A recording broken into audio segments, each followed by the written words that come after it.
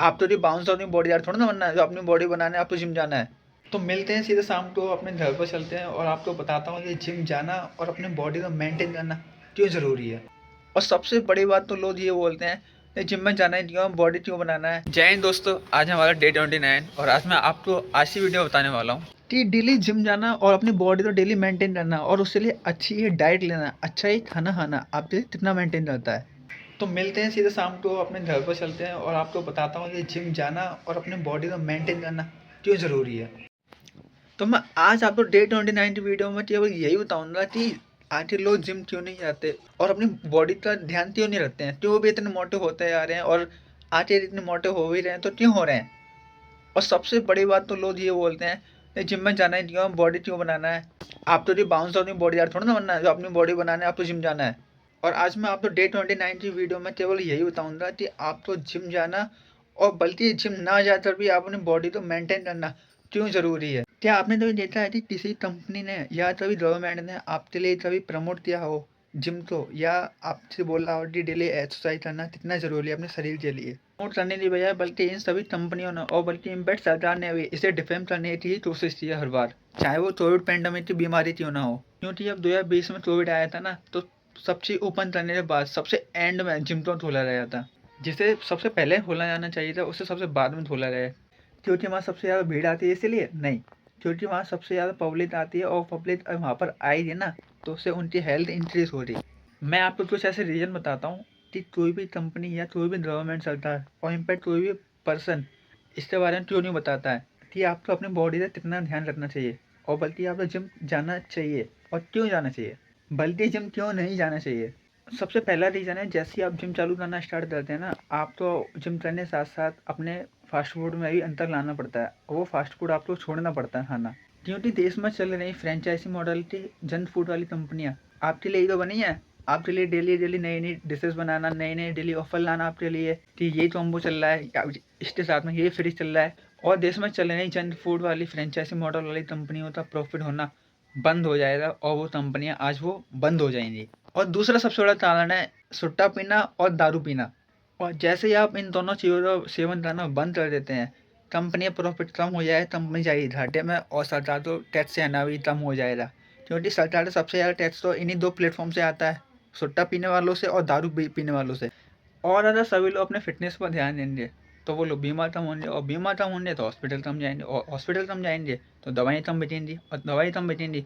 तो इसमें जो सबसे ज़्यादा जो नुकसान होगा ना वो दो लोगों का होगा, एक पहला सरकार और दूसरे हैं हॉस्पिटल वाले। क्योंकि हॉस्पिटल भी आपसे एक मोटा पैसा चार्ज करता है एक पेशेंट का, और साथ में गवर्नमेंट में जाने वाला टैक्स वो भी दवाइयों के थ्रू वो भी कम हो जाएगा। सरकार का तो सीधा मानना भाई कि जनता बीमार होती रहे और जनता हॉस्पिटल में आती रहे, जनता लुट जाए चाहे भले से उससे पैसा चोरी करके उसे हॉस्पिटल में पैसा क्यों ना जमा करना पड़े, लेकिन जनता बीमार हो और हॉस्पिटल में पैसा जमा करे, सरकार तो टैक्स आए और हॉस्पिटल वाला और अमीर होता जाए। और कोई बंदा अपने स्वास्थ्य पर ध्यान रखेगा तो वो अंदर डिप्रेशन में जाएगा, लड़ाकू बनेगा। और कोर्ट रूम भी तो इसीलिए बने हैं भाई हमारे लिए, ताकि हमारी लड़ाई हो और वो हमारी सॉल्व करें और हम अपना पैसा जमा वहाँ पर करें और यहाँ से भी सरकार अपना प्रॉफिट कमाए।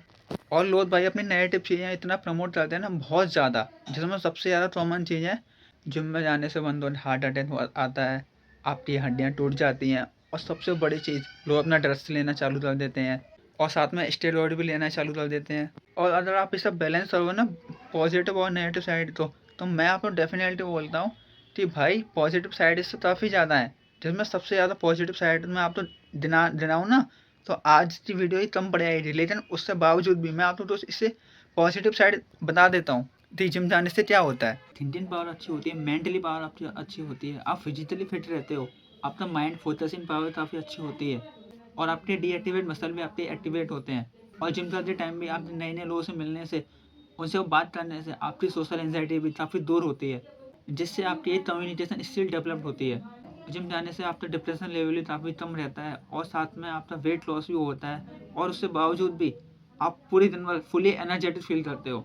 भाई आज भी मेरे अंदर वेट ना 56 किलो वजन है और मेरी हाइट है 172, और इसके साथ भी मेरे अंदर जो वजन होना चाहिए ना मिनिमम 62 से 65 किलो वजन होना चाहिए, और उसके बावजूद भी मैं अपने फिजिक्स बॉडी पर काफ़ी ध्यान देता हूँ क्योंकि मैं आज भी एक स्टूडेंट हूँ।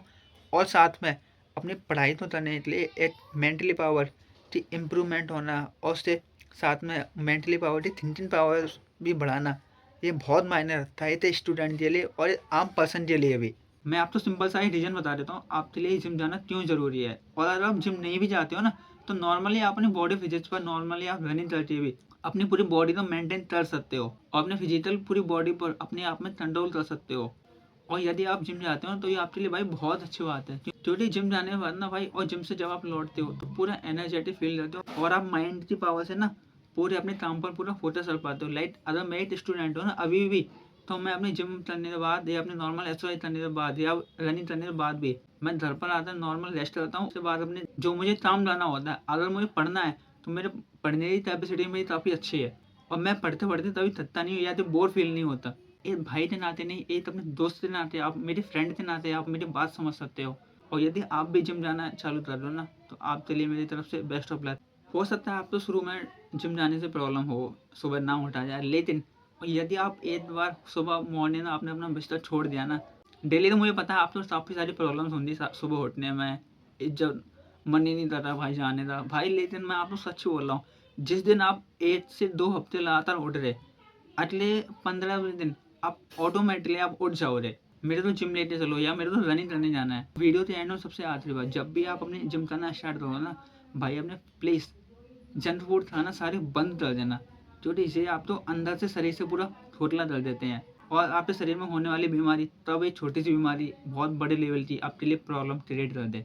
तो प्लीज़ आप ऐसा कोई भी जंक फूड मत खाना जो आपको हेल्थ में प्रॉब्लम करे। मैं आपको दोबारा बेस्ट ऑफ लक बोलता हूँ अपनी फिजिक्स बॉडी पर ध्यान रखने के लिए और आपके जिम जाना चालू करने के लिए। तो होपफुली आप मेरी बात तो समझ रहे होंगे। तो आज के लिए इतना ही। जय हिंद, जय भारत।